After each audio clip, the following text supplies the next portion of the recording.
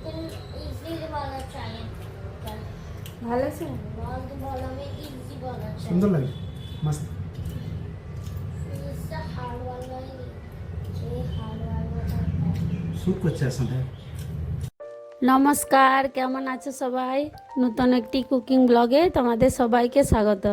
দেখো, আজকে সকালে ব্রেকফাস্টে আমি লাউয়ের পরোটা বানিয়েছিলাম। তো ভিডিওটা ভালো লাগলে প্রথম থেকে লাস্ট অবধি দেখবে।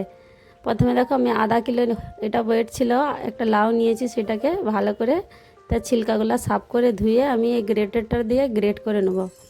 এর থেকে পাতলাও যদি থাকে তোমাদের কাছে গ্রেটার তাতেও হবে, আমার কাছে ছিল না।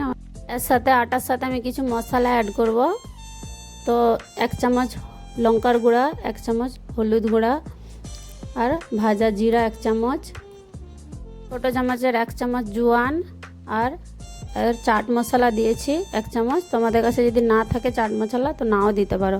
স্বাদ অনুসার নুন দিয়েছি, আর কসুরি মেথি দিয়েছি, আর 1 ইঞ্চ আদরককে আমি ধামবুসটাই করে ছিঁচে নিয়েছি, সেটা দেবো। আর ফ্রেশ কাটা ধনিয়া, আর 1 চামচ গরম মশলা। মশলাগুলোর সাথে আটাটাকে ভালো করে আমি মেখে নেব। নুন এরা যে দিয়েছি মাখার পরে, তারপরে লাউটা যে গ্রেট করে রেখেছিলাম সেটা তার সাথে অ্যাড করে দিয়ে আগে শুকনায় মাখবো। যেমন জল লাগবে সেই হিসাবে আস্তে আস্তে জল দিতে হবে, নাহলে আটাটা নরম হয়ে যাবে, কেন লাউ থেকে নুন দিয়ে আছে, তাড়াতাড়ি জল ছাড়তে লেগে যায়। তো এটা তোমরা তোমাদের বাচ্চাদের টিফিনেও দিতে পারো, সকালবেলা ব্রেকফাস্টেও বানাতে পারো। এটা আমরা আমের চাটনির সাথে খেয়েছিলাম, তোমরা দই কিংবা শিখন্ডারা থাকে না, তার সাথেও খেতে পারো। খুব সুন্দরই হয়েছিল, ঠান্ডা হয়ে গেলেও ভালোই লাগে খেতে।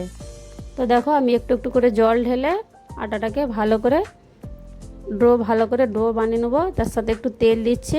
খুব বেশিক্ষণ আমি ঢেকে রাখবো না, কেননা এটা পাতলা হয়ে যায় লাউ থেকে জল ছাড়লে।